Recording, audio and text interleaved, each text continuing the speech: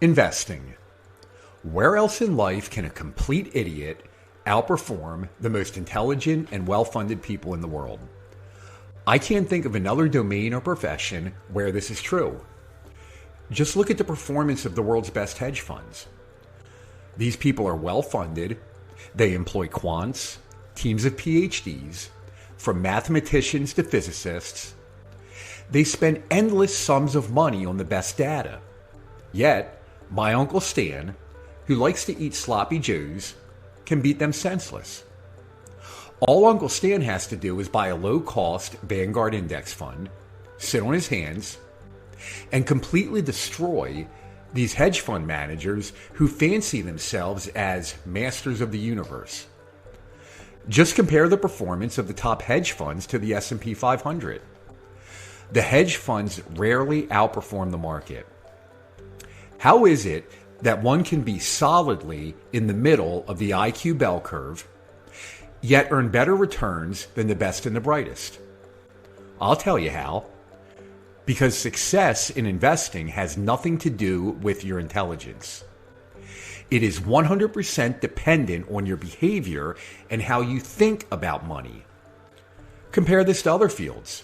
Could a complete beginner, an absolute idiot, do brain surgery better than a world-class surgeon?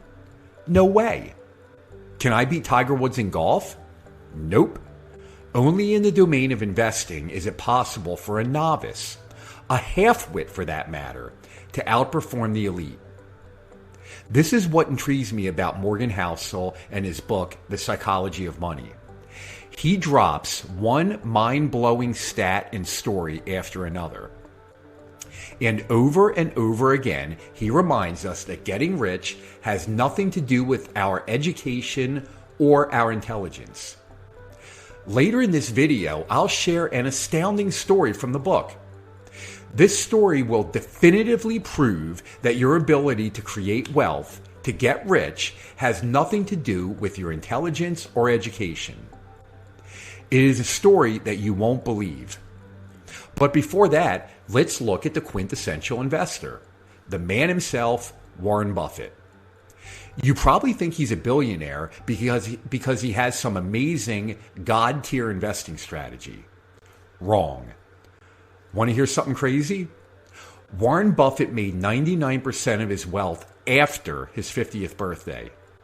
He made 97% of his wealth after his 65th birthday.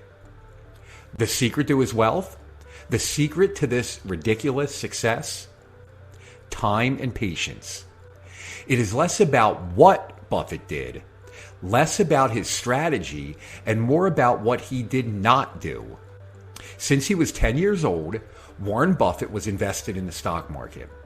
Never once did he let his emotions get the better of him so that he took his money out of the market. Never once did he yank his money from the equity markets to buy some new flashy car or a big home he didn't need. He stayed invested. This allowed him to benefit from compound growth. Remember my Uncle Stan, the one who likes sloppy joes? Imagine my Uncle Stan sitting in his wood-paneled living room, wiping dark red sloppy joe juice from his fat cheeks. Not exactly what comes to mind when you think of a savvy investor, right?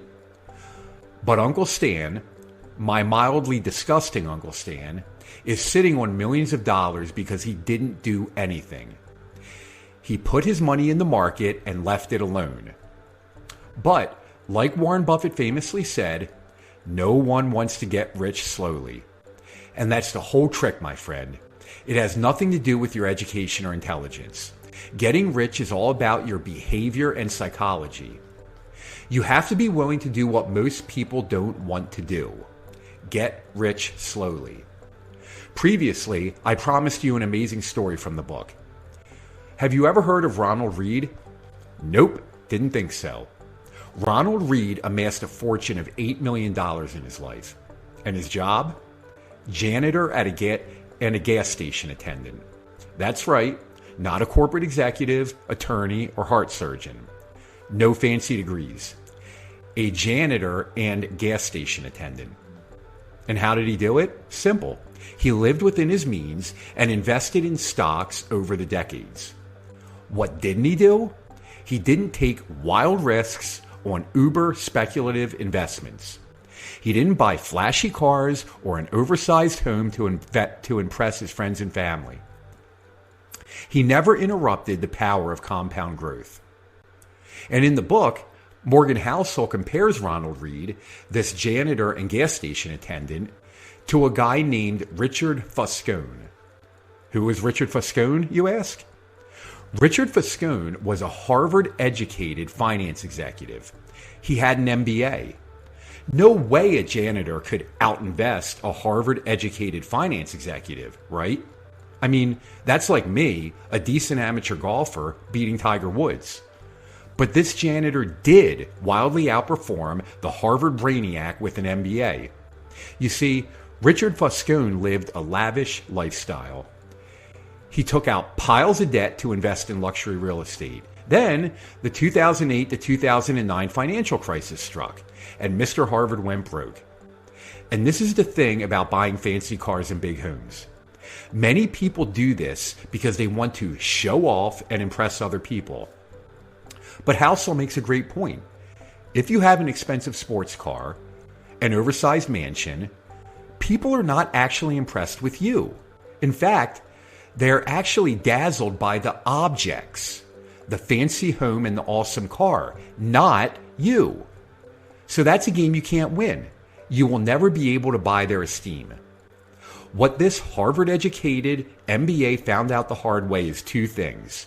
First, debt is a soul-crushing, humanity-destroying machine that will rob you of your life. Think about it. If you take on debt, you are actually giving your future time to someone else. And what is more important than your time? Literally nothing. Yet you will give it to someone else by taking on debt?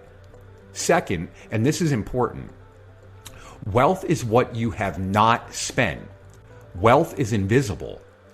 Wealth is what no one will see. It is the money and equity you have earned and not spent. So here's the key point, and one that the smartest people in our world seldom learn. Don't let your expectations increase with your wealth. As time marches forward and you start to make more money and your bank account swells with more and more cash, don't fall into what I call the expectations trap. You don't need the bigger home, the nicer car, the overpriced luxury vacation. If you start playing that game, you will never compound wealth. Morgan Housel reminds the reader of a Charlie Munger quote. The first rule of compounding is to never interrupt it unnecessarily. Be like Buffett. Be like Munger. Invest the money and leave it alone. But you'll never be able to accomplish any lasting success without understanding your own psychology as it relates to money. Again, it is your behavior, not your intelligence. Housel makes a clever statement in the book. Few people make financial decisions purely with a spreadsheet. They make them at the dinner table. And this is the most important message of Housel's book and this video. It is the key point that will ensure you outperform the hedge funds. We must remember that our relationship with money is seldom, if ever, cold and rational. To the contrary, monetary decisions are often influenced by our own fear and greed. To that end, Housel reminds the reader that cash is a good thing. That's right, simple cash in a savings or money market account. Nothing flashy. And why is a large cash reserve important? It goes back to Charlie Munger. The first rule of compounding is to never interrupt it unnecessarily. So, Housel keeps 20% of his own net worth in cash. This gives him a margin of safety. It makes him feel secure. That way, when the stock market crashes 35 to 40%, which it will, he does not panic and sell. The large cash reserve ensures that he can mentally weather the storm and let his investments continue to compound. It might make no sense whatsoever on a spreadsheet to keep 20% of your net worth in cash. But again, financial decisions are not made on a spreadsheet. They are made at the dinner table with your loved ones. The 20% cash reserve will make the dinner table conversation a calm, comfortable one. because you will be coming from a place of strength. I included a link to Housel's book, The Psychology of Money, in the description below. Just read it. And by the way, I also believe you will benefit from my videos on Dave Ramsey and Ramit Sethi. Once you sort out how you truly think about money by reading Housel, Ramsey and Sethi can help you get an actual plan in place.